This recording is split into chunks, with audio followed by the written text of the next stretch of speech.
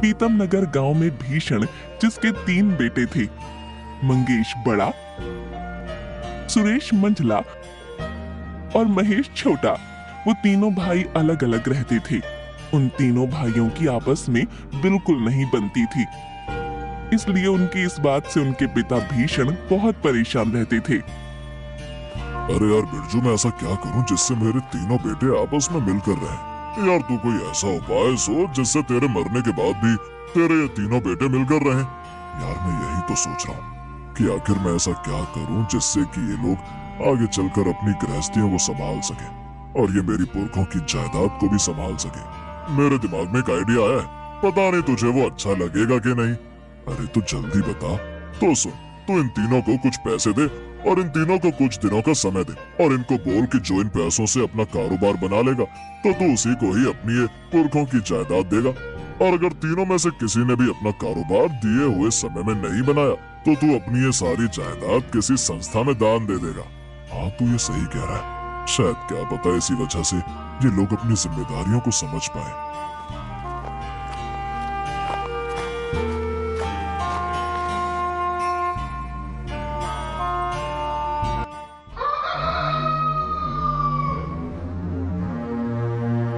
अगले ही दिन भीषण उन तीनों को बुलाता है और उनसे बोलता है, मैंने तुम तीनों को यहाँ एक बात करने के लिए बुलाया है। पिताजी, आपको अगर कोई बात करनी थी तो आप हम तीनों को एक एक करके बुलाकर अपनी बात बोल सकते थे। हाँ पिताजी, आपको पता है ना कि मुझे इन दोनों की शक्लें देखना भी पसंद नहीं है, फिर भी आपने हमें यहाँ एक साथ बुलाया। मंगेश और सुरेश भीषण को बोलते हैं, लेकिन महेश चुपचाप खड़ा होता है। वो शांत होकर सबकी बातें सुन रहा होता है। अरे महेश, तू क्यों चुपचाप खड़ा है? तुझे इन दोनों के साथ में यहाँ आने में कोई परेशानी नहीं है?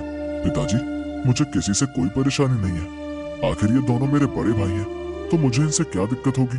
महेश की बात सुनकर भीषण मन ही मन थोड़ा खुश होता है कि तभी सुरेश बोलता है, अरे पिताजी बताइए, आपने हमें यहाँ क्यों बुलाया है? देखो, मैंने तुम तीनों को ये कहने के लिए बुलाया है कि मेरे मरने के बाद मैं अपने पुरखों की जायदाद तुम लोगों को नहीं दूंगा। पिताजी, आप क्या कहना चाहते हैं? आपके बाद तो ये जायदाद हमें ही मिलनी चाहिए, क्योंकि आपके बाद हम इस जायदाद के हकदार हैं।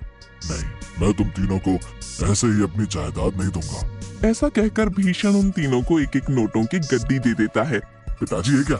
मुझे आपकी बातें समझ नहीं आ रही हैं, और अब आप ये नोटों की गड्डी क्यों दे रहे हैं? मेरी बात ध्यान से सुनो। ये जो मैंने तुम तीनों को एक एक नोटों की गड्डी दी है, मैं चाहता हूँ कि तुम लोग 6 महीनों में इन पैसों से अपना अलग अलग कारोबार खोलो, और जो अपना कारोबार खोलकर कामयाब बन जाएगा तो मैं उसे ही अपनी ये पुरखों की जायदाद दूंगा। और हाँ, अगर तुम तीनों में से कोई भी 6 महीने के अंदर कामयाब नहीं हो पाया तो मैं ये अपनी सारी जायदाद सरकारी संस्था में दे दूंगा। भीषण की बात सुनकर तीनों हैरान हो जाते हैं कि तभी सुरेश बोलता है, ऐसे कैसे पिताजी? अगर हम में से कोई भी कामयाब नहीं हो पाया तो आप ये हमारी सारी जायदाद किसी को भी दे देंगे और हम कुछ नहीं बोलेंगे? आपने ये सोच कैसे लिया? हाँ पिताजी, सुरेश सही कह रहा है। आप हमारे होते हुए किसी को भी हमारी ये जायदाद दे दोगे तो हम ऐसे ही इस जायदाद को जाने देंगे। हाँ, ये मेरा आखिरी फैसला है और मैं तुम तीनों को एक मौका दे रहा हूँ।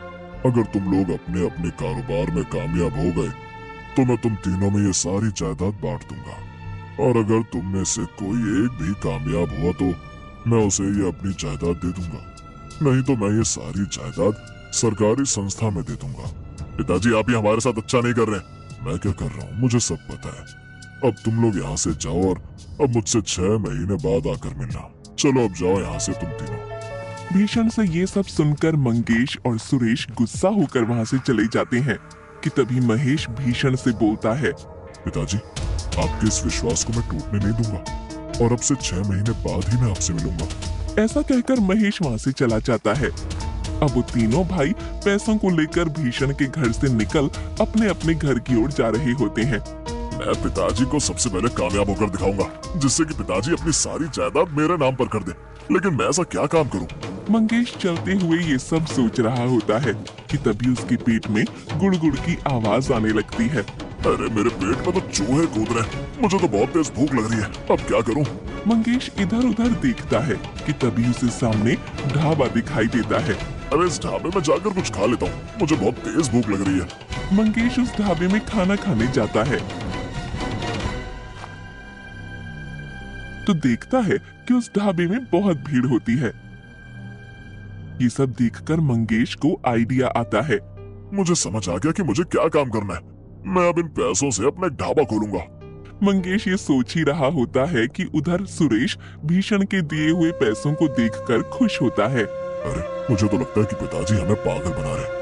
वो अपनी जायदाद संस्था में देने का बहाना कर रहे हैं। वो चाहते हैं कि मैं इन पैसों से अपना काम खोलूं।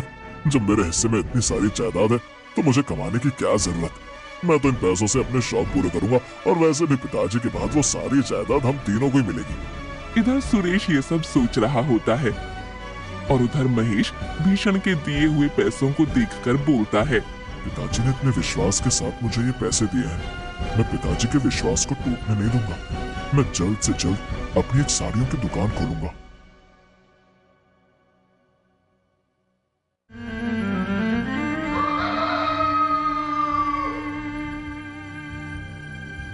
इधर मंगेश और महेश भीषण के दिए हुए पैसों से अपनी अपनी दुकान खोल लेते हैं।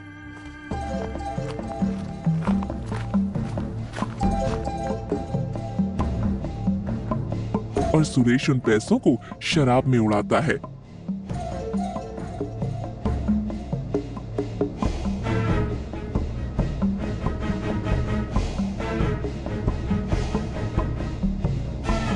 कि तभी उसके साथ शराब पीते हुए वहां बैठा उसका दोस्त गजेंद्र सुरेश से बोलता है। अरे भाई सुरेश, क्या बात है, तू बड़ा आजकल मजे कर रहा है। आखिर तेरे पास इतना उड़ाने के लिए पैसा कहाँ से आया? कहीं तूने चोरी करना तो शुरू नहीं कर दिया? अरे तू पागल है, मुझे चोरी करने की क्या जरूरत। मेरे पिताजी के पास बहुत सारा पैसा है और इतने पैसे मेरे पिताजी हम तीनों भाइयों को दिए हैं जिससे हम 6 महीने में अपना अपना कारोबार खोलकर कामयाब बन सके। और 6 महीने बाद अगर हम तीनों में से जो भी कामयाब होगा तो पिताजी उसी को अपनी जायदाद दे देंगे। और अगर हम में से कोई भी पिताजी के दिए हुए पैसों से कामयाब नहीं हो पाया तो पिताजी अपनी सारी जायदाद सरकारी संस्था को दे देंगे। तो यार तू इन पैसों से अपना कोई कारोबार खोल ले। अगर तेरे पिताजी ने ये शर्त रखी है तो वो सच में उसे ऐसे ही पूरा करेंगे। मुझे लगता है कि तूने इस बचे हुए पैसों से अपना छोटा सा कारोबार खोल लेना चाहिए। कहीं बाद में तुझे तेरे पिताजी अपनी जायदाद से बेदखल न कर दे। और अगर तेरे पिताजी ने तुझे बेदखल कर दिया तो फिर तू क्या करेगा? अबे चलना, मेरे पिताजी के पास बहुत पैसा है, मुझे कमाने की जरूरत नहीं है। मेरे पिताजी के बाद वो सारी जायदाद हम तीनों भाइयों को देंगे। वो इस संस्था में पैसे देने का दिखावा कर रहे हैं और तुझे पता है उसमें से जितना हिस्सा मेरा है उस हिस्से से मैं पूरी जिंदगी आराम से बैठकर खा सकता हूँ।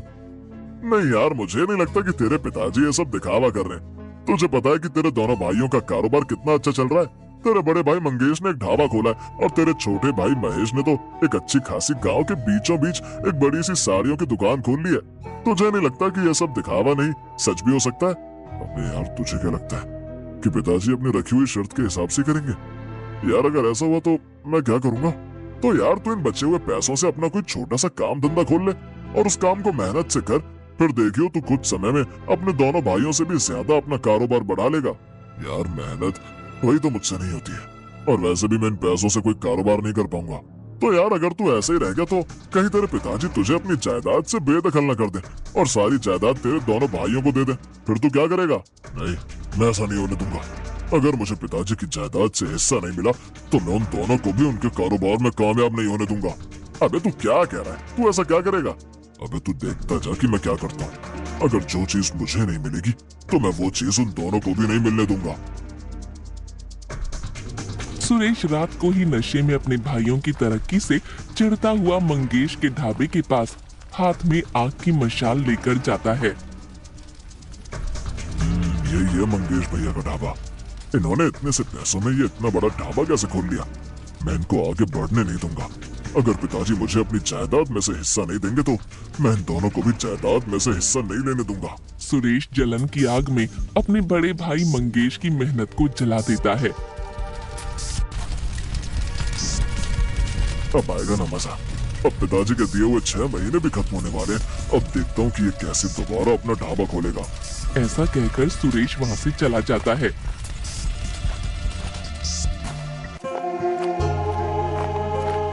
और सुबह जब मंगेश अपने ढाबे को राख में तब्दील होते हुए देखता है तो उसका रो रो कर बुरा हाल हो जाता है। हाय, अब मैं क्या करूं?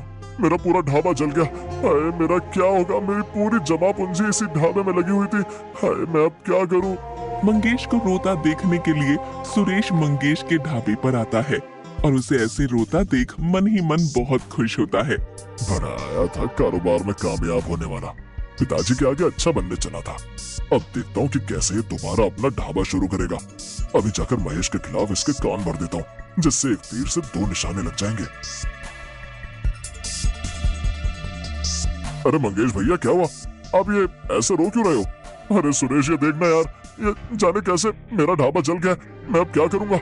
मेरी तो सारी जमा पूंजी मैंने इसी ढाबे में लगा दी थी। न जाने मेरे इस ढाबे पर किसकी नजर लग गई है। अब डालता हूं मैं आग में घी। अरे मंगेश भैया, आखिर ये किसका काम हो सकता है? कौन आपके इस कारोबार में आपका नुकसान करना चाहता है जिससे उसे फायदा हो? मुझे तो किसी से कोई मतलब नहीं था। मैं अब अपने इस ढाबे में बहुत खुश था। मुझे तो पिताजी की जायदाद भी नहीं चाहिए थी। न जाने किसने मेरे ढाबे के साथ ऐसा किया। भैया कहीं ये महेश का काम तो नहीं है? क्योंकि मुझे भी पिताजी की जायदाद में दिलचस्पी नहीं है, लेकिन वो मेरे साथ ऐसा क्यों करेगा? वो भी तो अपनी साड़ियों की दुकान चला रहा है, तो उसे मेरे ढाबे से क्या दिक्कत होगी?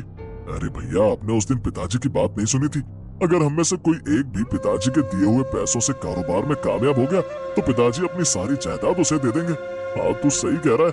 वो मेरे इस ढाबे को देखकर चिढ़ गया होगा, क्योंकि एक बार वो मेरे इस ढाबे में खाना खाने आया था, तो लगता है उसी ने मेरे ढाबे में आग लगा दी। मैं उसे नहीं छोड़ूंगा। उसने मेरे साथ दुश्मनी लेकर अच्छा नहीं किया। मैं अब उसे नहीं छोड़ूंगा। महेश, महेश बाहर आ। मंगेश की आवाज सुनकर महेश दुकान से बाहर आता है। अरे मंगेश भैया, क्या हुआ? आप यहाँ पर? कुछ कहना था तो आप मुझे बुला लेते, मैं खुद ही आपके पास आ जाता। मुझे तुझसे बात नहीं करनी, मुझे तो तुझसे अपने ढाबे का बदला लेना है। बदला? आपके ढाबे का कैसा बदला? मंगेश महेश की बात नहीं सुनता और अपने आदमियों से महेश को पीटने के लिए बोलता है। अरे भैया मुझे छोड़िए, आखिर मुझे बताओ तो मैंने किया क्या? लग गई रे। अरे भैया बताओ तो मैंने किया क्या? मंगेश महेश की बात नहीं सुनता और उसके आदमी महेश को बुरी तरह से पीटते हैं। मंगेश के आदमी महेश को बहुत मारते हैं, जिस वजह से महेश के शरीर पर बहुत चोटें आ जाती हैं। महेश की ऐसी हालत देखकर मंगेश उसे अस्पताल में भर्ती करवा देता है। ये सब होते हुए सुरेश का दोस्त गजेंद्र देख लेता है और जल्दी जल्दी जाकर वो भीषण को सारी बात बता देता है। भीषण गजेंद्र के साथ अस्पताल में पहुंचता है।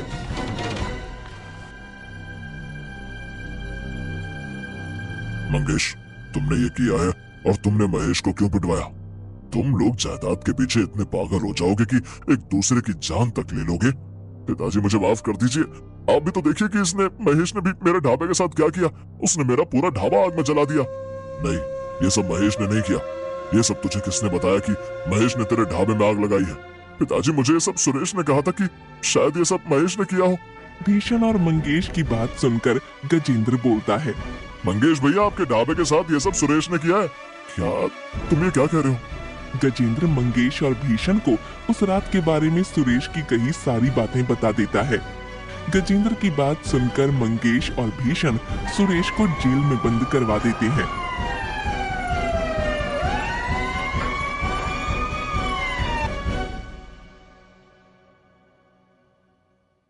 पिताजी मुझे माफ कर दीजिए।